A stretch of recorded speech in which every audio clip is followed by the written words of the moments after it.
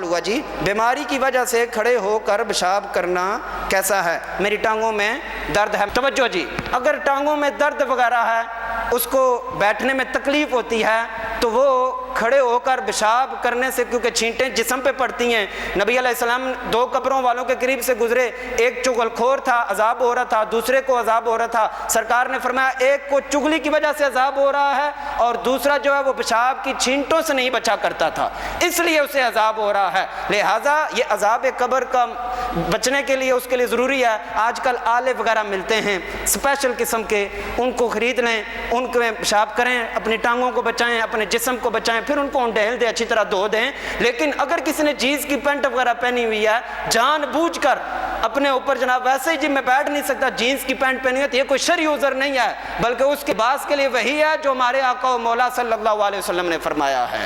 تو اس کے لیے ضروری ہے کہ وہ بیٹھ ہی کے کرے گا۔ لیکن اگر کوئی شرعی مجبوری ہے، کھڑے ہو کر کرنا ہے، اپنے آپ کو بچانا ہے، تو اس کے لیے کوئی آلہ وغیرہ خرید لیں، اس میں کھڑے ہو کر پیشاب کر سکتا ہے۔ لیکن اپنے چھینٹوں سے بچنا اس کے لیے بھی انتہائی ضروری ہے۔